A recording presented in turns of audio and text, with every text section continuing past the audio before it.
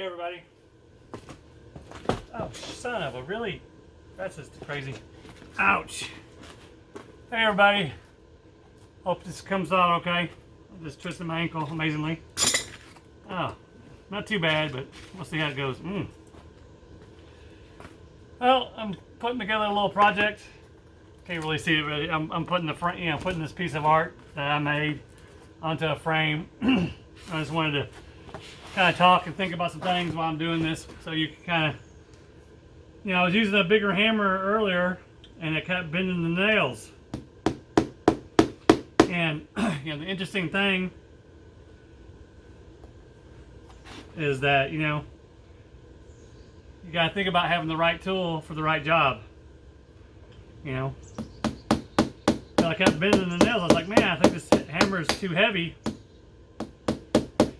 Since I can't really feel the nail going into the, in through the art, through the piece of wood. So, I'm like, maybe I just need to change the hammer, right? So I used it because I had a bigger ball peen hammer, a little heavier.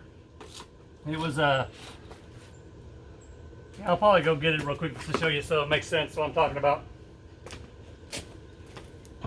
That way I'll walk on this. Here, walk with me. So I'll walk on this foot for a second. I twisted my ankle. Oops. Just one little misstep. I'll have to put some ice on it here in a minute. But yeah, so this ball peen hammer is significant because we took it from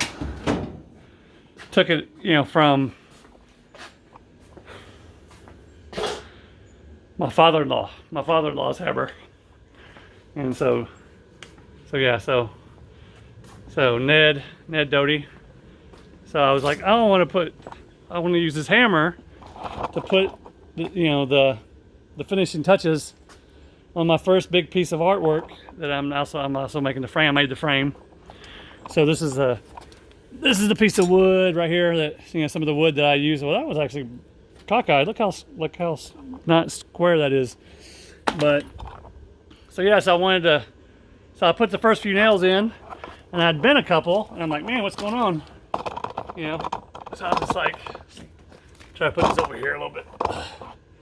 So I was like, well, what's going on? While I'm doing this. So see how much this is a much heavier hammer versus this little lighter hammer. So you always hear people who work with tools, you gotta. You gotta, let's make sure it's recording. Yep. You gotta make sure you use the right tool for the right job. You hear that a lot. And, because you can force something using the wrong tool, but, at some point in time, it'll bite you. Because you'll break something, or you'll break the tool,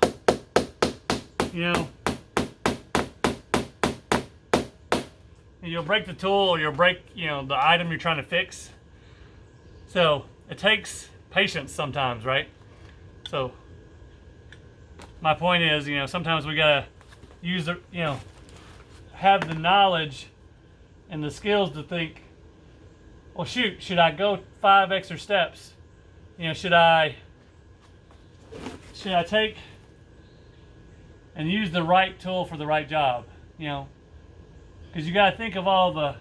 I might could use a screwdriver to do it, but sometimes if you ever done something and you go and you stab yourself with a screwdriver, because the screwdriver's not meant to do certain things, and instead of let's say using a crowbar or something, So you could use the screwdriver, but is the screwdriver really meant to do it? It could use it in a pinch, but is it meant to use it for that tool for that purpose?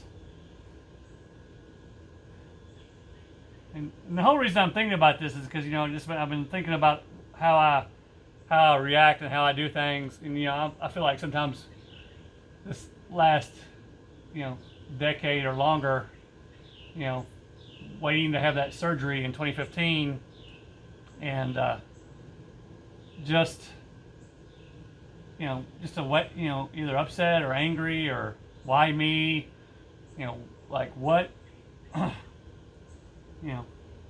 Kind of like a reaction waiting to happen. So same thing, we forget that our mind is a tool. and that we can use our mind how we see it. And we've got to train that tool like we train our muscles when we're working out and using a tool. You know, you get skills with you know, if I cut 5 pieces of wood, I get more skilled in cutting wood. You know, if I hammer 20 nails, I'm getting more skilled. Well, how are you training your brain? How are you getting more skillful with your mind? You know, so that's what I've been thinking about a lot lately, because, you know, I'm on this journey to become a motivational speaker. You know, I feel that my story, where I've done a thing or two, been a place or two, seen a thing or two, you know, I really think just my experiences,